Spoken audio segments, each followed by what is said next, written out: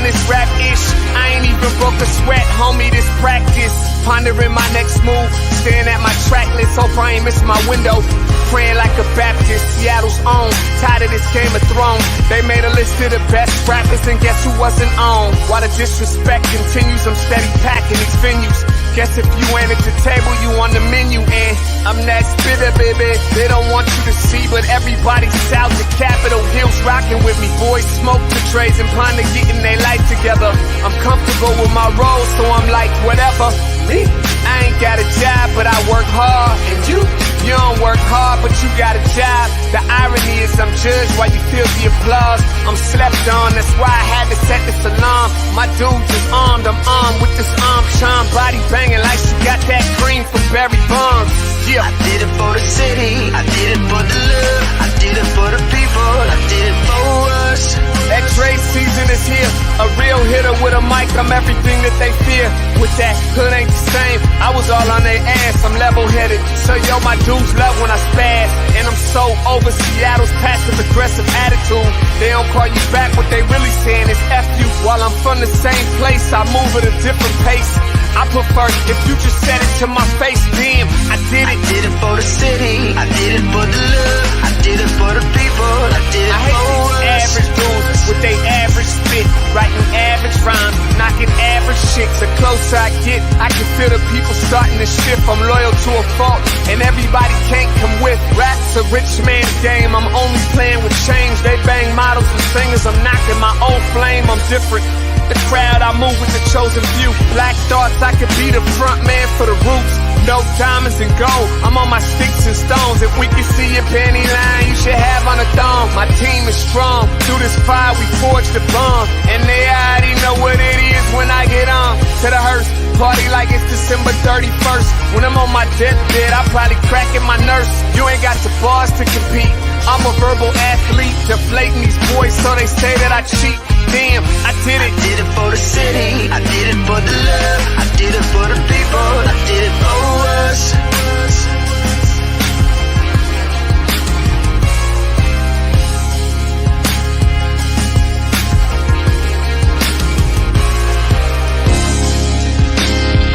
Yeah. I should probably start by apologizing for the long wait, man. You know, I know I be tripping. But I'm not just a rapper, I'm an artist. And, you know, my creative process is a little bit different than most. Nonetheless, I want to welcome everybody out to the Dre's Experience.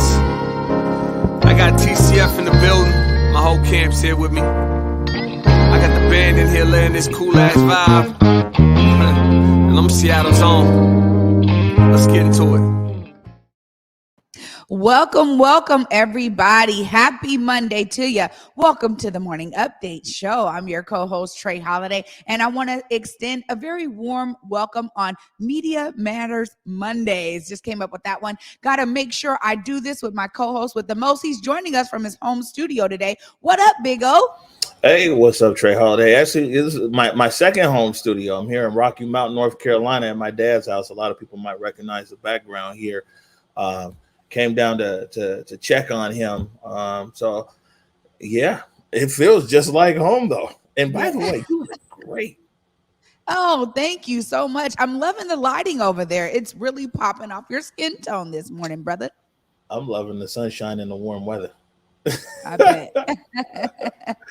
I bet. Yeah. Give my love to Dad over there and bonus mom Pauline, please. Paulette, make sure they know I love them. Yeah, no, you know they watching over there, so we good to go. We want to welcome everybody in Morning Update Show. Yeah, we got a great show lined up here today. We've got Jaebadiah Gardner. He's back again. You know, it's always some good news with this guy. He's made a really big move, acquiring another property, getting ready to develop. So we're going to talk to him about that. Also catch up on some news, some headlines. We got a big thing going on tonight. Art of the Matter, episode 3 is tonight at 6 o'clock. So we got a lot of stuff going. Let me jump right into it, Trey Holiday. Good morning, everybody. Welcome to the Morning Update Show. I want to remind you right now is the perfect time for you to tag and share the stream. Go ahead and tag and share the stream with people who you feel would appreciate culturally relevant news and information from right there in the Emerald City. Want to give a big shout out to our partners over to South Seattle Emerald and also KBCS 91.3 over at Bellevue College. want to remind everybody you can listen to the Morning Update Show anywhere that you listen to your favorite podcast. Right there.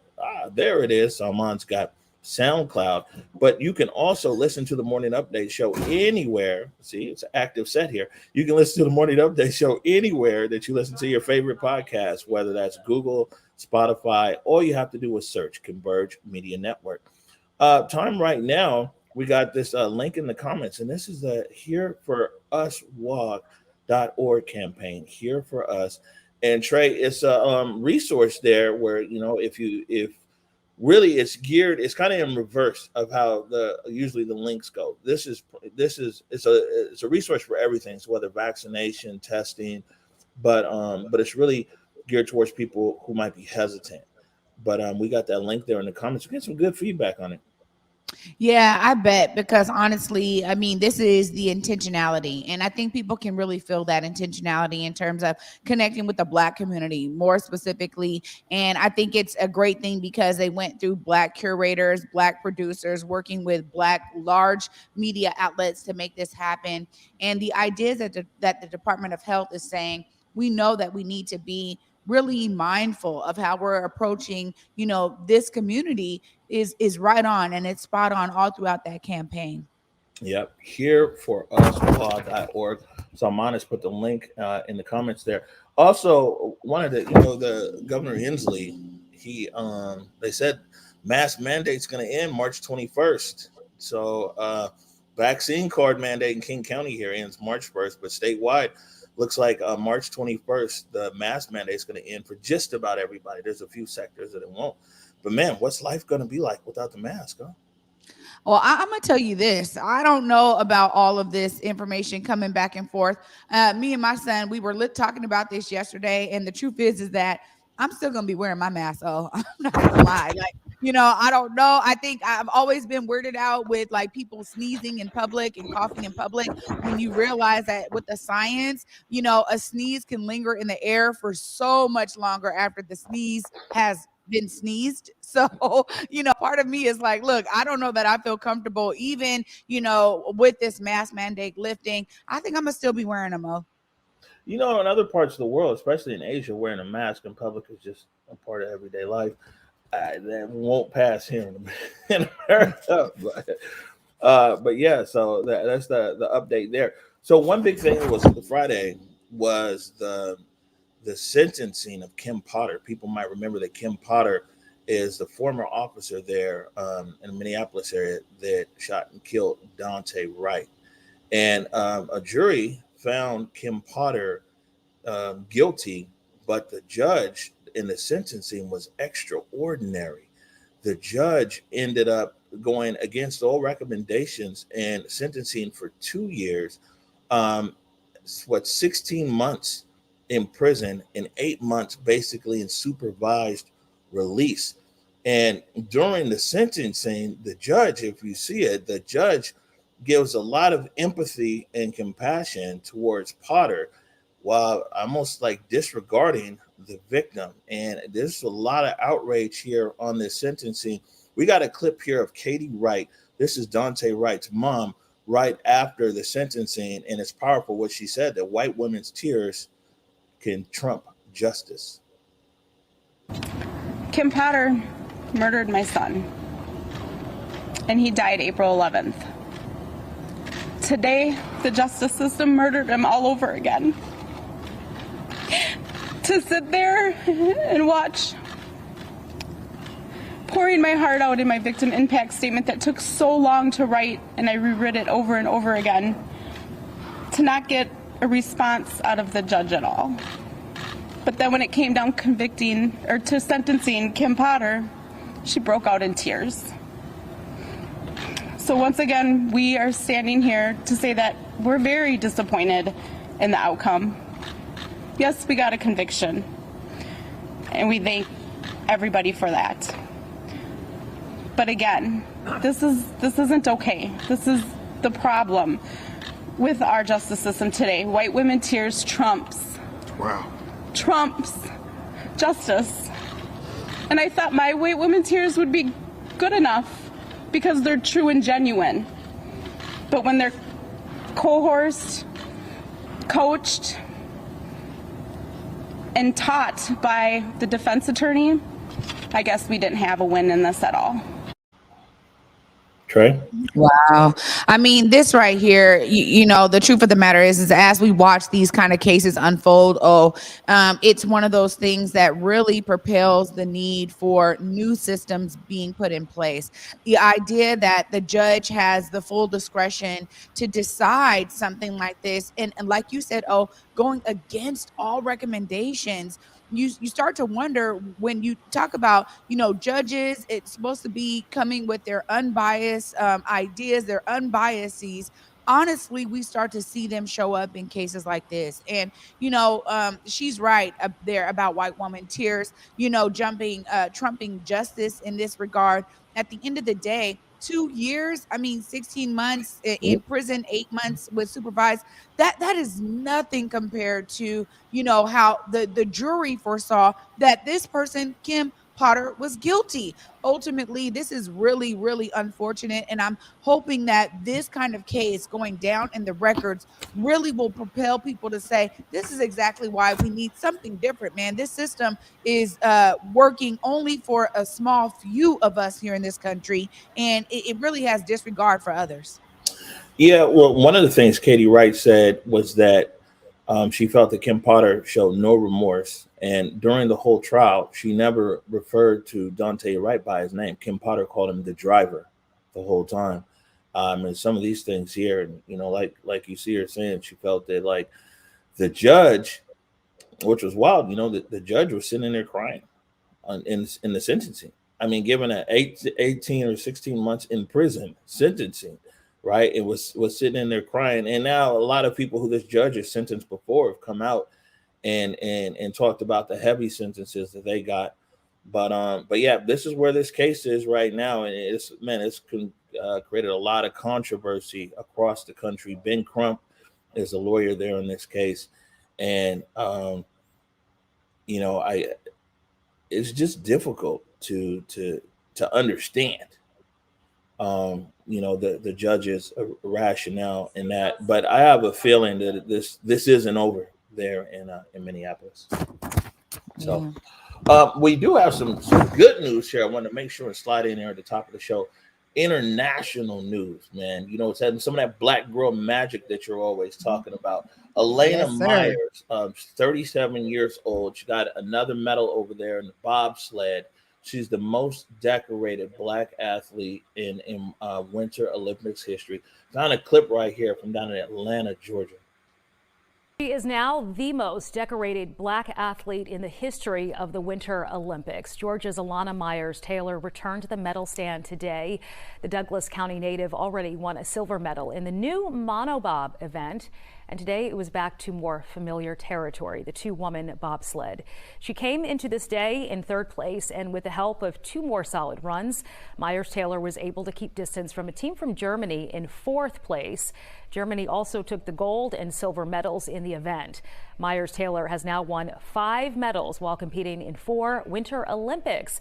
Her achievement is made even more historic. At 37 years old, she's now the oldest American woman to win a medal at the Winter Olympics. And after her run, she took some time to reflect on the Beijing Games. This has been an incredible Olympics. You know, starting out in isolation, I had no idea what was possible. But fortunately, I had a great team behind me who believed in me, who believed that this was possible. And I couldn't have asked for a better outcome. I couldn't have asked for a better Olympics. And it just goes to show you that even when the cards are stacked against you, if you have the right support behind you, you can still achieve great things. Absolutely. You know what? Oh, this is really uplifting. I'm so glad we put this in here because, you know, it also, as we talk about so much in Black communities in particular, that a lot of folks are showcasing examples to young Black women, young Black kids out there to say, you can be involved in the Winter Olympics. You can make a difference. I think that that's one of the pieces of the Olympics that kind of see less numbers of Black folks, and to see Elena Myers take this by storm, literally, and killing it. It's just such a wonderful thing to be able to celebrate. But also, she's really creating that example. And for so many of us, as we pave these pathways, we're really illuminating the brilliance of Blackness. And I love that, here we have somebody who at 37 years old is still really making a difference in the Olympics. It's just a beautiful thing all around. Yeah, that's that black girl magic doing her thing, bringing it back here locally. So now this one is interesting, right? Um, Participatory budgeting. Remember that whole conversation? You know what I'm saying? And well, there it is, right there. This is from Publicola, Erica Barnett. Just one group applies to lead participatory budgeting.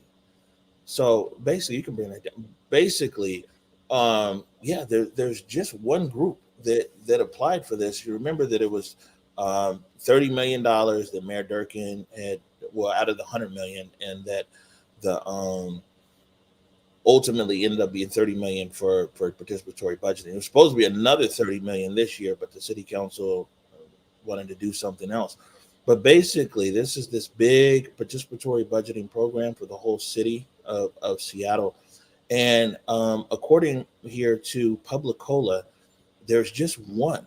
There was only one application, and that's the Oakland-based participatory budgeting project. Now, this is the same group that lobbied for this participatory budgeting in the first place. They said that they can run it for 2.4 million. Remember previously one estimation was as high as $8 million to run it. What they would do is hire 5. They don't have any staff or any roots here in Seattle, but what they would do is hire 5 local staffers and 25 paid community members. Voting on the participatory budgeting would start January of 2023. And the Office of Civil Rights, apparently they're going to make their official announcement next month, but they've only got one applicant on this. So it'll be interesting to see how the new director over there, Derek Wheeler-Smith, these guys, how they roll out participatory budgeting. Yeah, this is going to be interesting indeed. And I think even us hearing that there was only one applicant really showcases how so many different organizations that were pushing for participatory budgeting, the ideas of taking on such a huge project, oftentimes for Black-led organizations, it means halting on some of the things they're doing already, or having to actually build up another staff just to manage this process. And so, the fact, one of the great things about this, because I think all of us, we talked about it here on the Morning Update show, about wanting to make sure that there is people involved in this process that understand the local nuances here in the city of Seattle. And I think that, them hiring 5 local people to help steward this process is key.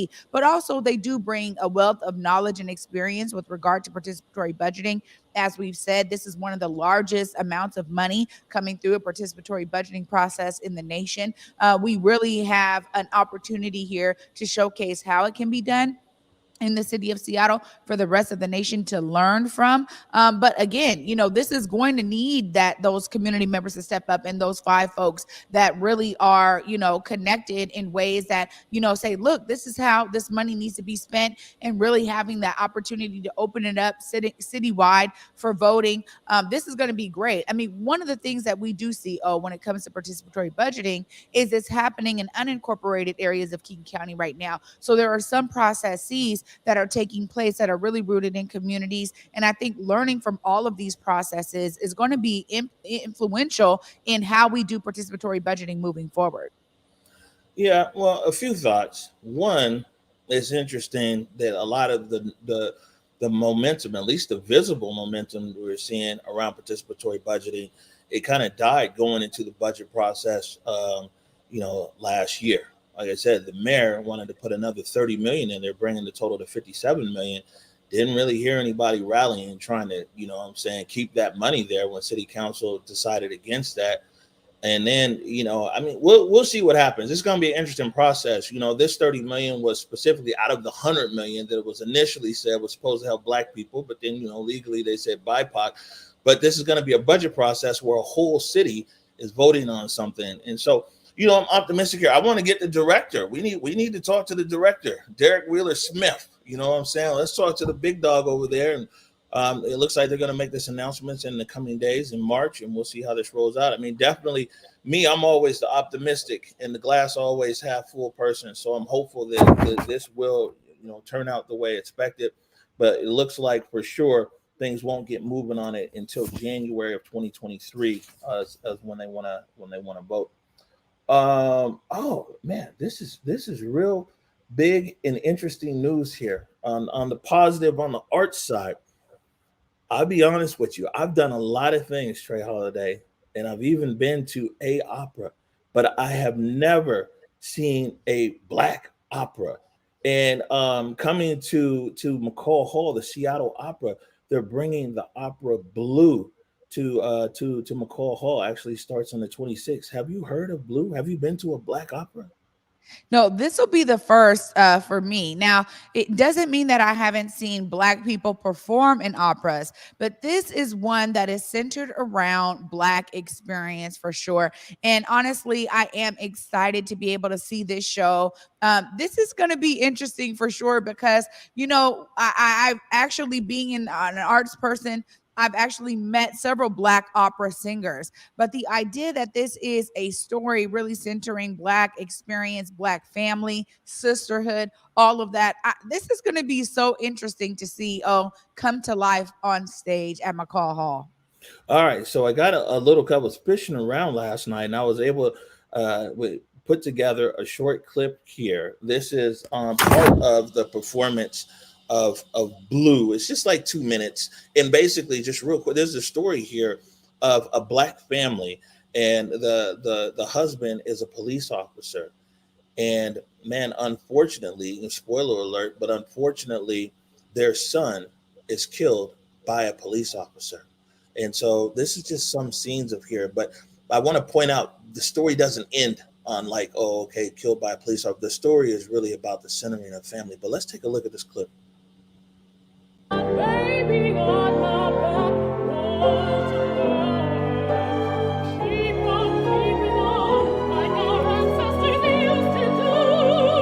I'll be busy with baby, busy with business, making change, changing diapers, feeding my baby, feeding our love. Keep on keeping on, keep on keeping on. Watch me.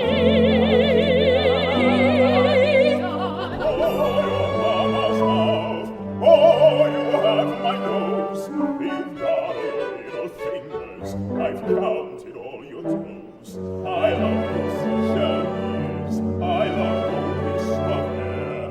Your big brown eyes that seem to stare.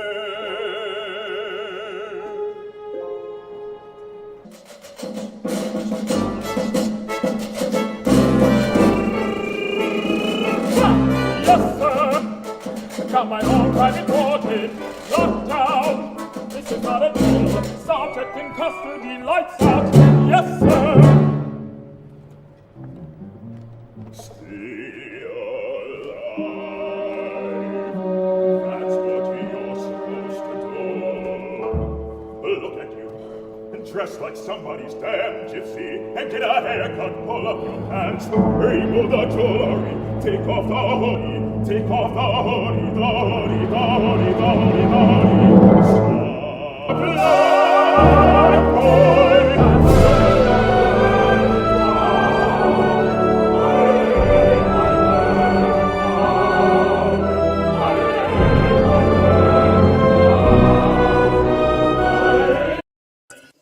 Oh my goodness. Oh, woo! Some dope voices already. I'm telling you, I'm excited. Yeah, no. So we got a few things here, right? So one, we got tickets. We're gonna get some tickets away. We have Converge night there at McCall Hall, 2 nights, the 26th and the 27th. And so we'll put this out here. We'll post it on our social media. If you want to go, email Besa. We got Besa doing the heavy lifting this time. BESA at whereweconverge.com. Besa, BESA at whereweconverge.com. Let her know what day, the 26th or the 27th, if you want to go. We've also got the link in the comments there for people who want to go out and buy tickets.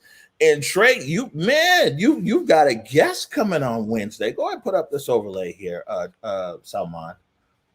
There he is, Joshua Conyers, legitimate big time opera singer, gonna be right there in the Black Media Matters studio with you, Trey Holiday.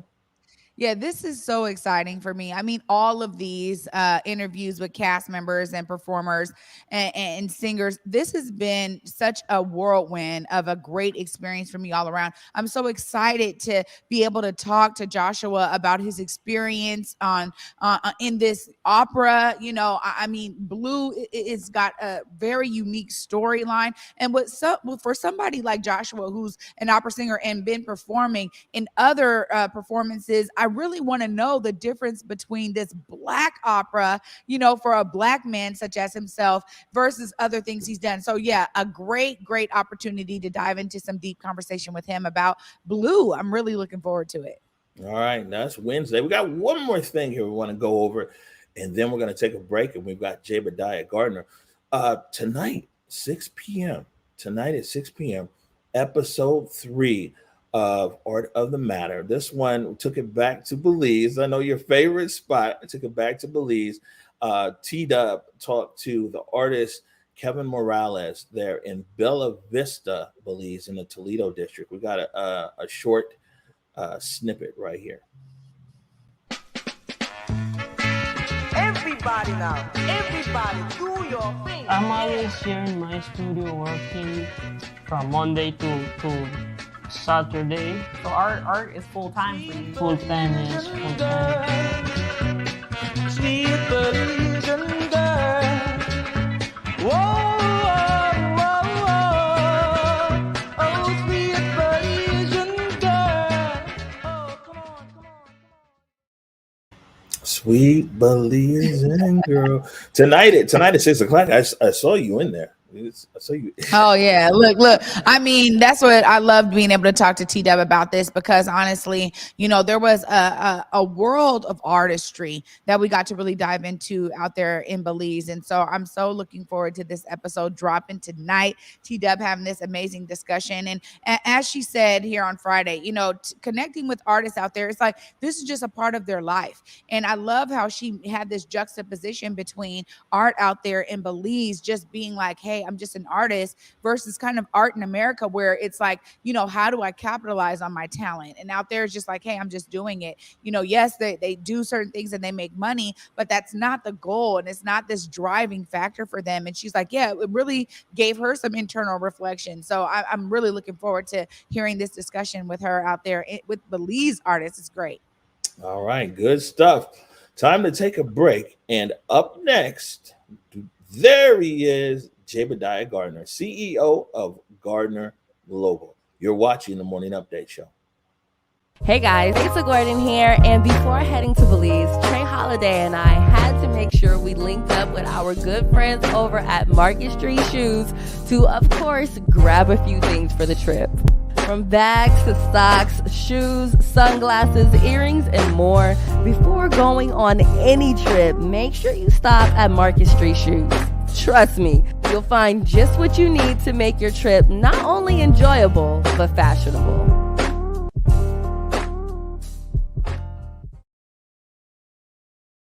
When the pandemic hit, it did affect me. As a barber, I had my own personal reasons why I didn't get vaccinated. At the time, I didn't check the actual source. I thought the vaccine was developed too fast, but I was talking to a doctor and he was telling me more about the vaccine and what it can do to protect us and our family. I wanted to get back to that once was, right? I do feel safe knowing that I am vaccinated. I just hope what I'm saying is reaching into people's heads to know that this is the best decision for all of us.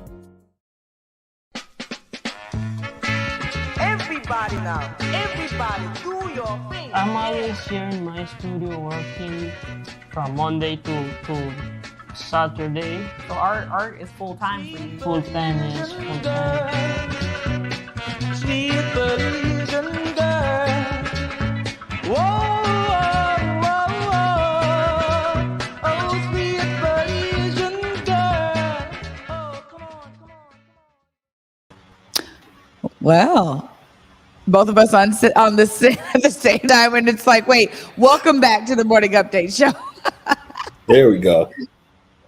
Yeah, we get to bring in Jaebadiah. You go ahead and set it up, Bo. Okay. Yeah, I know this is new. Remember, I'll just say this for almost 6 weeks though. This was our setup every day. Remember, we were under the other studio when it was under construction, so we were just on the computer every day. All right, we want to bring back in here to the morning update show. Welcome back, our good friend Jaebadiah Gardner. Good morning. What's Good morning. up? Thank you for having me back. Appreciate y'all. Yeah, I'm so glad that you're here with us today. Thank you. I appreciate you having me back. Look, Jaebadiah said, look, I was used to being on the other side. I told him, don't worry, we got your good side. Both sides are good sides. Glad to have you back with us. I'm going to get it started though, because you've been up to some different things since we last had you on the show. Tell us a little bit about some of the things that you've been doing since we last saw you. I can't give away all the goods, but we've been busy. We've been quite busy. We just let folks know that we recently, are going to acquire a pretty substantial piece of property in Skyway. We've actually been in Skyway since about 2017, working on that transaction and really trying to pursue an environmental justice angle with that. And we just thought it was the right time to let people know that we're definitely here to make sure that we acquire some property in Skyway to keep it in the community, number one, but number two, create some economic opportunity down there. Yeah, absolutely. It's necessary.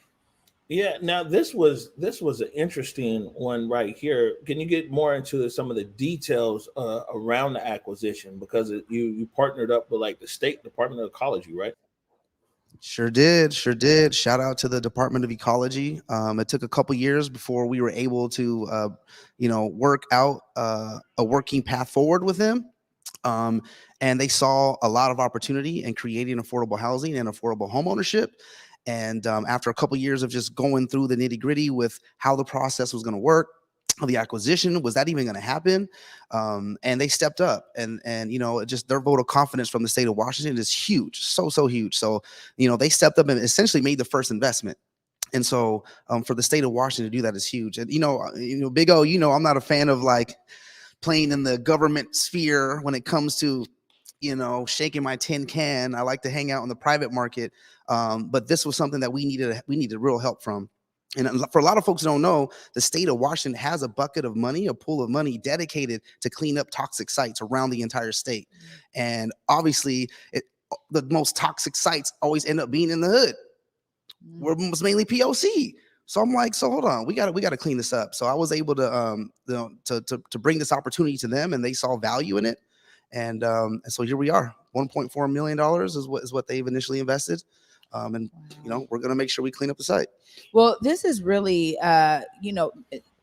inspiring to me, because being somebody who's actually seen development deals take years to accomplish, I just want to say kudos to you. And I want you to be able to speak to that a little bit, because sometimes people see these press releases, right? They see, oh, there's, Gardner Global once again, it must just be so easy for him and for his team. But this is real, like, perseverance, honestly, over time. And I think a lot of people don't understand a lot of the negotiations, the contracts, the conversations, all these discussions that you have to make something like this happen. Tell us about all of that kind of work that people really don't see behind the scenes, man. I appreciate you bringing that up, because that's so true. None of this happens overnight. You don't just like wake up and all of a sudden you are going to acquire 27,000 square feet. Right. You don't just wake up and that contract's in your lap. You don't just wake up and the state of Washington is like, hey, we'll award you $1.4 million. That stuff doesn't happen overnight. It's the grind, it's the persistence, but also it's the team. So I got a lot of folks who are behind me, who are with me, in front of me, to the side of me, who are doing incredible work. And we work together to make these things happen. So, it takes years. And although we sent out the press release letting folks know that we're acquiring 27,000 square feet of Skyway, again, I've been in Skyway since 2017, trying to figure out a solution to the environmental justice issue, which is a massive piece of property that is massively toxic and contaminated in a majority POC neighborhood. I thought that's an issue. And so, and the state did too. And so there's a lot of things that people don't see, right? I had to negotiate with the seller, old school Greek family. How does that even work? You know what I mean? Do they even want to sell to a black dude? Is that even like a thing?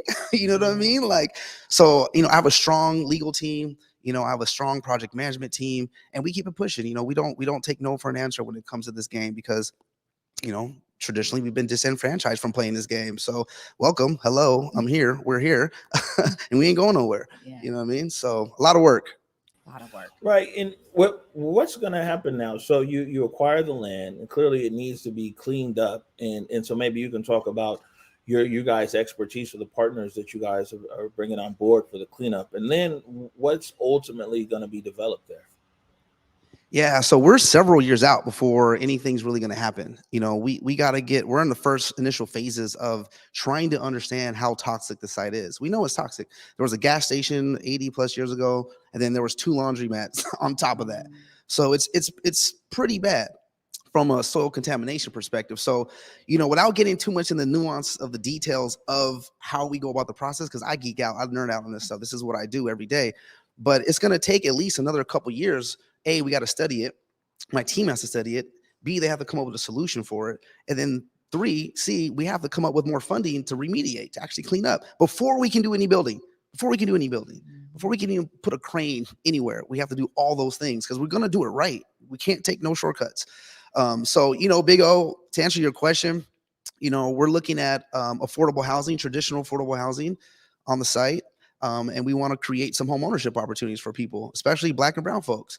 So we're going to look at them. We've been looking at models where we can create opportunity for Black and brown folks to become homeowners. And what better place for that to happen than a neighborhood where we most reside. Yeah. So, you know, and it's one of those things where like, we don't have to do that, right? But we know that that's the right thing to do. Yeah. You know, and so we're looking at a lot of partnerships. We got amazing support down there in Skyway, a lot of love down there, like a lot of love, you know, from a lot of local business owners to King County folks who live in the neighborhood, lifelong members who support our mission. And so we're excited to bring those folks along, and we're going to do the same thing we're doing in the Central District. We're going to give those folks an opportunity to design, input, influence, so that way we create something that ultimately folks feel great about and feel good about. And so we're just kind of the vessel, you know what I mean? We're just the steward, and then we let everybody else just kind of run it up from there. Well, bringing people into the process is key to any of these developments. I think when we're talking about, you know, creating development opportunities that serve community, the best way to do it is to ensure that community voice is at the center, really leading the process. So kudos to you on that, because community engagement is huge when it comes to these projects. But you're talking about all of this work, right? Years out and everything else. This really brings me to the fact that it takes so many different people and experts to be on these projects, to be part of your team. When we think about real estate, oftentimes we think about a real estate, you know, agent, you know, maybe even a broker or somebody that's handling like mortgage or like the financial aspects. But I really want to open up the opportunity here to say that there are people that are agricultural specialists, environmental specialists. The idea is that our young people in community, Black and brown kids, can start understanding some of these building blocks that are foundational to making these kind of development projects happen. It takes people that have years of expertise, but there's ways and pathways for young people to kind of work their way into this. If they love the environment, they can also be a part of these amazing development projects. Talk a little bit about some of these experts you really have to work with to make this happen. Yeah, that's a great point. You know, I can't do it all, and I don't know it all, and I don't want to know it all. I mean, you got to hire people who are smarter than you. And you're absolutely right. There's so many ways that folks can get involved. And that's one of the reasons why I choose to be a little bit more public with our work. If you really look at a lot of developers, they stay quiet. Yeah. You know, they don't want to know. They don't want you to know where they're buying, how much they're buying, how much they bought for. They don't want people knowing their business, right? But I feel like it's very important for folks, particularly Black and brown folks, to know that it is possible to do this work. And once you get in, there's a myriad of ways to be involved. If you're about the environment, you should look into a geotechnical engineering company. Yeah. You know what I mean? If you're on the construction side, there's so many ways to get involved on that side. Legal side, project management side, accounting side. I mean, I could keep going on and on. There's so many ways for people to plug in, but it's all about the passion and the willingness to actually learn and be a master of your craft. So, you know, a lot of what we do at Gardner Global is we want to create opportunity. We want to create those lanes. We want to open those lanes up for folks who traditionally would not be in that space, right? And so particularly with Skyway, actually, what I did is I went out and sought out a structural engineer and a civil engineer that were Black. And guess what? They don't live in Seattle. Yeah. But one of them used to live in Skyway, and he owns his own firm, and then he's in Dallas. And he's like, I want to work on that project. I said, absolutely. What do you mean? So when people are like, well, we try to hire Black people and we can't find them, well, get out the state. I mean, what? What do you mean? That's an excuse. And so I want this to be a model of like, if you really want to put Black people on, you can. You just got to get out the box a little bit, you know what I mean? And not be scared and just be like, oh, well, we sent out a notice on the DJC and didn't get a response. It's like, no, there's people out there who are experts, who are licensed, who are professionals, who are Black, who are ready to do the work. You just got to look a little deeper. And so we're excited to bring a couple of those folks on who, who are going to be Black engineers on the project. I'm looking around like, where are all the Black engineers at? You know what I mean? Well, that project will have that. So from the inside out, from community work to the folks that we hire to put on the project, we're just trying to put people on. We're trying to put people on. Well, I know, Omar, you have something else to say. I just want to say one more thing to that, because I think that this is exactly why these types of projects are necessary. We're creating the demand for Black engineers, right? And this is why I bring in young people, because I was on a construction site with young folks and it was like a field trip, and they were asking all these pertinent questions, but they weren't seeing anybody that looked like them on this major project. And the idea is that the company was saying, look, we want you to want these kinds of jobs. We want you to get the education and the experience that's necessary for you to be the one running this project, for you to be the engineer doing the soil samples and figuring out how much toxicity is in the land. We want you to be able to understand that this should be you. We want this to be you one day. And I think opening up that opportunity is important for young people to see it, but it's also what you just said. It's having development projects that are being very intentional to seek it. So the more that there is a demand, the more there can become more of a supply of it. So I just want to say kudos to you. Sorry, go ahead, O. Oh no, I mean that's all true. And Trey's on a roll right now. Let's go. Yeah, but by the way, just to let you know, right? I actually went to school for geology and got a minor in environmental science. So I want to, you have a Black geologist. What don't you do? What don't you do, Big O? I fell in love with radio. You know what I'm saying? I used to actually run an environmental research lab out in coastal North Carolina, man. You know what I'm saying? Yeah. So what's up? You trying to slide in on this project? What's up, man? What's going on? We're gonna have to talk off there. I might have some expertise. Hey, one of the things I wanted to bring up here, man, before we let you go, is that that we didn't really get to talk about last time. Is that you really? I mean, it's like a slogan for you, literally, and building generational wealth. Let's build wealth. Believe in yourself, and all that.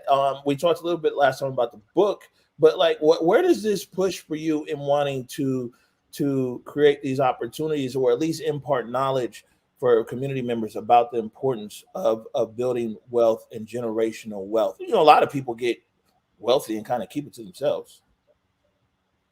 I mean, that's kind of the name of the game. That's how a lot of people actually maintain their wealth, is they get the bag and they keep it to themselves. And the bag just works bag works when they sleep. I don't know. I just want to say, like, in other cities and other metropolises that are majority Black, they don't really have this issue. You know what I mean? It's a different issue. Not that they don't, they do, but like we're more in abundance in those places. So there's a lot of Jaebadiahs, there's a lot of Advanced Maximizers, there's a lot of Londons, a lot of Treys, there's a lot of Big O's in Atlanta, in DC, in Chicago, Miami. There's a lot of folks doing amazing work. We're just a little sparse out here in the town. Just a little sparse. And so, I feel like in order to kind of get things moving, like I said this last time, like someone has to take a machete to the high weeds. Someone's got to pave that path. And I know my lane, and that our lane is real estate development. That's our lane. We're not in anybody else's lane. We're not trying to be. And so if we can kind of pave a path for other folks to come behind us, it's less work that they have to do, and hopefully expedites their journey so they can get to that wealth building process way quicker than Jaebadiah, way quicker than me. I mean, and that's what wealth is, more than just money. You know what I mean? Wealth is educational wealth, relationship wealth, intellectual wealth. So those things is really what I want to focus on, and the bag will be there. The other half is like, it ain't going nowhere. Stuff gets printed every day. It's on a print machine and it gets printed, and we live in the most wealthiest cities in the world. So I'm not really worried about that. I'm more worried about how do we get people on intellectually about how do they get it, but more importantly, how do you maintain it? And that's not something traditionally that I came from. So I had to surround myself around people who knew how to do that, who knew how to maintain it. Folks who, like, you would probably never assume would actually get our back. Folks who, you know what I mean? Who you'd be like, wait a minute, that person really looks out. They're just not out there like that, right? You know, the bag stays very quiet, but they do support. You just got to be able to, like, get into that room, prove yourself worthy that you're there for the long term, because wealth is not short term. Yeah. Wealth is not short term. And so if you're on some turn and burn stuff where, like, you got a here today, gone tomorrow type of deal, I mean, like, I don't know what to say, but, like, great, you got a bag for 6 months or 12 months, but where are you going to be the next 12 months? Where are you going to be the next 136 months? Yeah. You know what I mean? And so we're long-term thinkers, we're long-term strategists. And so we're trying to do is just, like, make sure that, you know, Black and brown folks in Seattle, whatever you're doing, whatever your hustle is, just think long-term, just a little bit. You know what I mean? And that way you extend that bread a little bit, and then you're able to maintain it and then pass it on. Yeah. And if it's not the bread, then pass on the knowledge, you know? And so I'm just trying to pass on the game. As quickly as I get the game, I'll just give it right back. Yeah. There's no use for me hoarding it. You know, I mean, we learned from the generation before us, right? There's a baton, and they didn't want to let go of that baton. And we're like, hey, we're ready to run. And they're like, nah, you're not. I'm ready to run. So we just took the baton. Yeah. It's ours now. I Welcome. love this.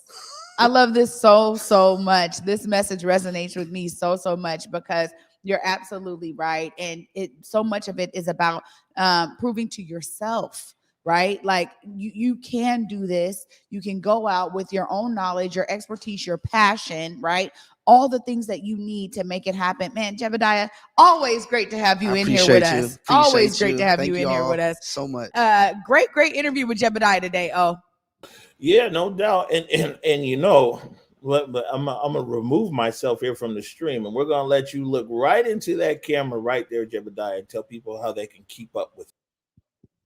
For sure. You can reach out to me. All the platforms, not hard to find. Instagram, Facebook, Twitter, at Jaebadiah, Jaebadiah.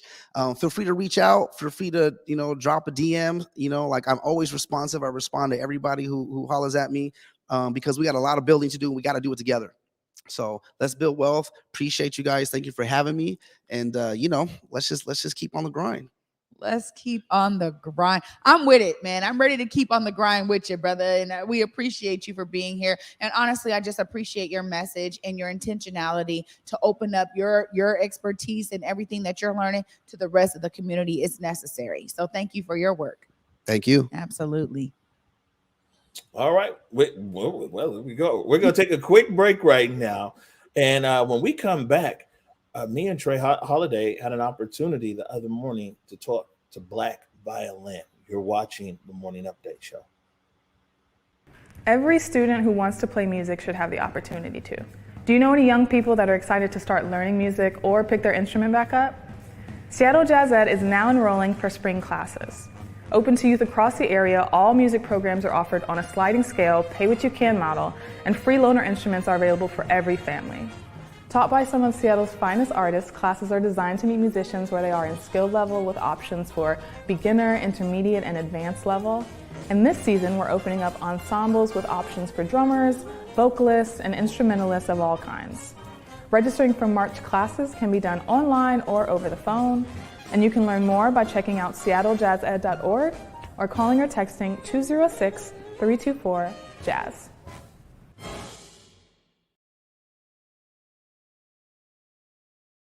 Hey guys, Basic Gordon here, and before heading to Belize, Trey Holiday and I had to make sure we linked up with our good friends over at Market Street Shoes to, of course, grab a few things for the trip. From bags to socks, shoes, sunglasses, earrings, and more. Before going on any trip, make sure you stop at Market Street Shoes. Trust me, you'll find just what you need to make your trip not only enjoyable, but fashionable. When the pandemic hit, it did affect me. As a barber, I had my own personal reasons why I didn't get vaccinated. At the time, I didn't check the actual source. I thought the vaccine was developed too fast, but I was talking to a doctor and he was telling me more about the vaccine and what it can do to protect us and our family. I wanted to get back to that once was, right? I do feel safe knowing that I am vaccinated. I just hope what I'm saying is reaching into people's heads to know that this is the best decision for all of us. Everybody now, everybody do your thing. I'm always here in my studio working from Monday to Saturday. So art is full time for you. Full time, yes, full time. Sweet Belizean girl. Whoa, whoa, whoa, whoa. Oh, sweet Belizean girl. Oh, come on. All right, welcome back to the Morning Update Show. A nice interview there with Jaebadiah, huh? Yeah, seriously. I mean, we had to just cut ourselves off from talking even more because it was so inspiring. And honestly, I think as young people begin to get exposed to these kind of development projects, honestly, I think we will really raise the opportunity for projects to say, wait a minute, now there's a pool of Black engineers and Black this and that I need on this project to be involved, Black and brown folks. So that's exciting to me because I think that the opportunity is there to open them up to all of that these development projects have to offer. Yeah, I also like the conversation, like thinking long term and development. I think that sometimes collectively, not everybody, of course, but collectively, a lot of times we're so used to surviving that we forget how to live. And when you surviving, you thinking like sometimes just to the end of the day, the end of the week, how am I going to pay my rent and things like that? And we never get an opportunity to wrap ourselves around, 12 months from now, 5 years from now, 10 years from now, and really to build wealth and lasting wealth and to make things better for our children and generations to come. It's kind of where we need to be. Yeah, agreed. All right. So it was an early call for us the other day, and it was even an early call for director Salman. You know what I'm saying? We don't usually see him in the studio that early, but we got up early and we were able to speak with the guys from Black Violin. They're actually going to be at the Paramount Theater on March 4th. Black Violin is a group that I've seen several times before, and you've seen before as well, right? Yeah, I'm excited to see again. Yeah, no doubt. So we got the full interview. It's going up later on today. It's a nice interview about 13, 14 minutes. And Trey really asked some really dope questions in there about the genesis of their music and some everything else. But right here, got a short clip, was able to ask the guys what people can expect from Black Violin when they're at the Paramount on March 4th. Tell everybody here in Seattle what they can expect on March 4th at the Paramount Theater from Black Violin. This new show is super high energy, high energy, it's dynamic, it's a real feel good type of performance. It's our performance is a meal, not a snack. You will feel fulfilled after it, in a lot of different ways. There's, obviously it's classical meets hip hop, but there's a lot of different things that happen in between. There's R&B, there's jazz, there's freestyling, there's mashups, there's, we play, everything from Bach to Cardi B, all in one evening. And back with a great band. Our band is DJ SPS. He's, spinning. You'll see how that works with two violin players. We have an amazing drummer, Nat Stokes, and on the keys, he's a new addition to us, is Liston Gregory. So we got a keyboard player that makes us more dynamic. And ultimately, it's like, get out to see some dance type of thing, There'll be moments where you'll be lost in the strings and the beauty of it, and then there's other moments where you'll be about to see dance, and and it's intergenerational. It's black, white, purple, green. Everybody will be there, and it's just a truly awesome experience, and it's unlike anything else you'll ever see or hear. I know that's right. Yes. All right. We'll be Kev Marcus together, their Black Violin. We look forward to greeting you properly on March 4th when you're here in Seattle at the Paramount Theater, man. Thanks for waking up early with us, man. Enjoy the rest of your tour, and we'll see you soon. Thank you, guys. See you soon. Appreciate Thank you. Black Violin. Yeah, it was so great to be able to talk to them and learn more about how they've been able to infuse all of these styles into their approach and their aesthetic when it comes to music. And to be honest, I mean, I'm working on bringing some elders to that show. And I Right. loved it because their publicist reached back out and said, look, like they weren't doing any meet and greets or anything like that because of COVID. But after they got interviewed with us, and I was telling them about, bringing some elders out to the show, they were like, they were so inspired. They want to do something special. So we get to do a little something special for some of our elders and community.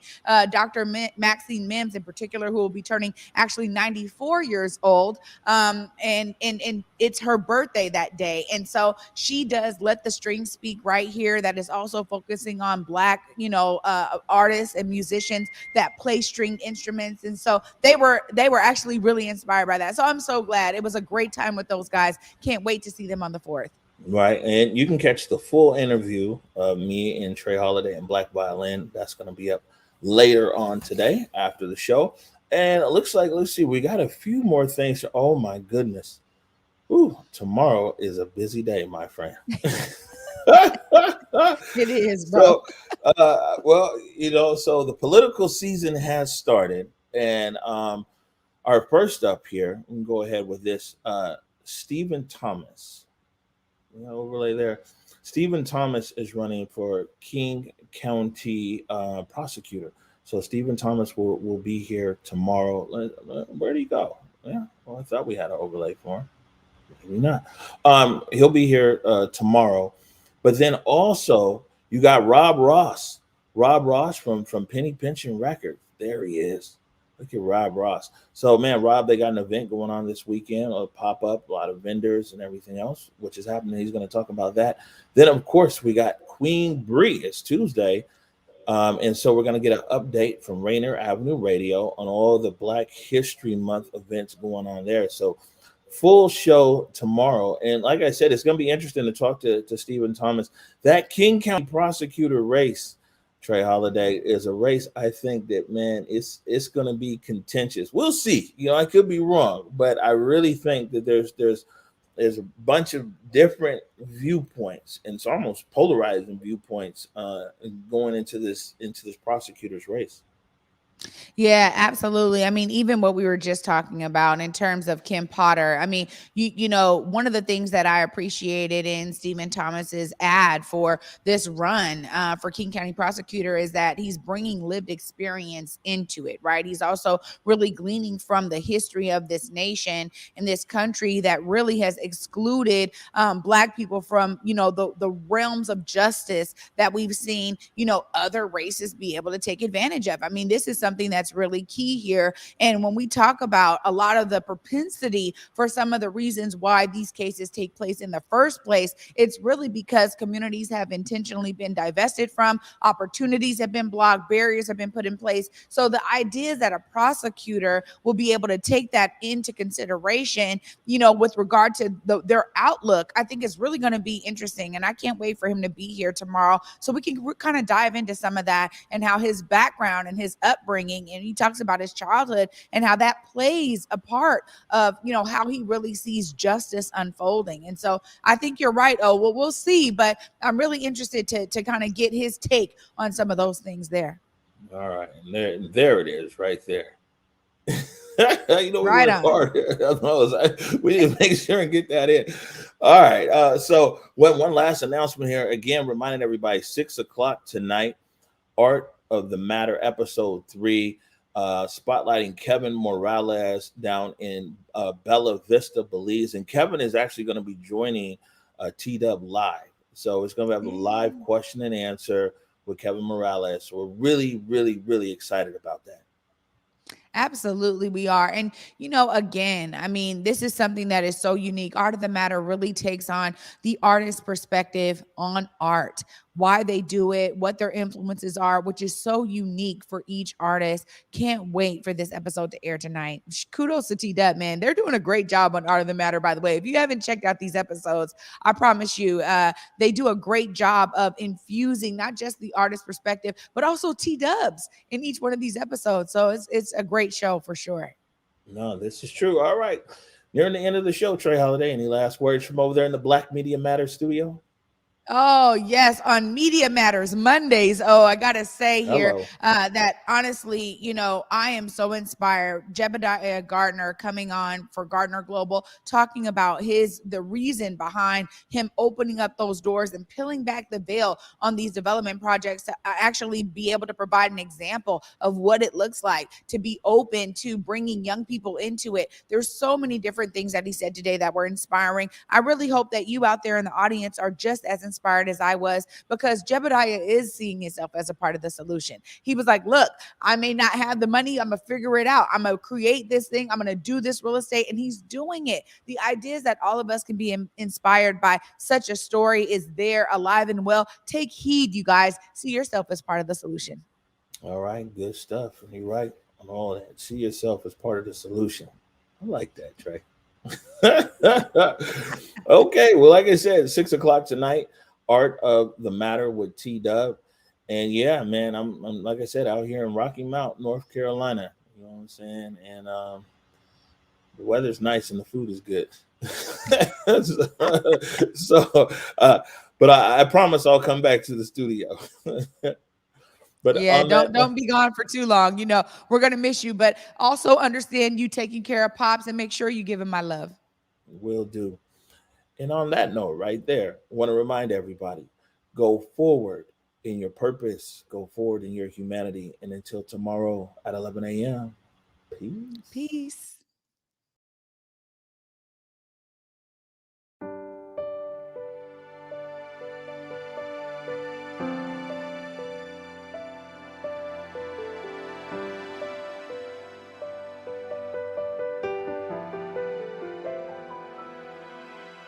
What do I see through a lens of fear? 1,000 little steps to go. What do I fear after all these years? Lord knows I don't even know. I've been running on the edge of a sundial, sleeping in the shadow. I've been begging you to see me, then hiding beyond the unreachable. Looking out left on a right-hand turn, just trying to make a deal. A lazy shoes and love is a love that churn. That's the kind of food that heals. I've been searching for the end of an era, waiting to be ready. The world is bigger than a moment. Be steady, that's how you can feel it's real. But I feel naked in my new clothes, 'cause I got used to hiding the holes. This old world got new tricks and I'm in the thick of it. This I swear I'm already sick of it. At least I found the antidote. Oh.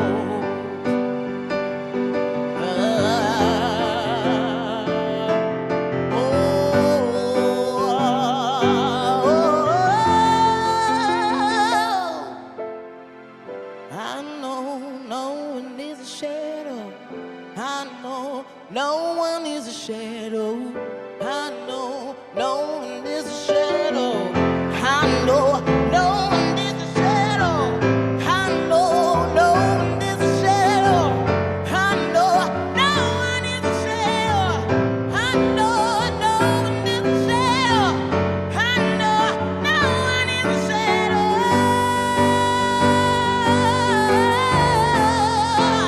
No one is a shadow.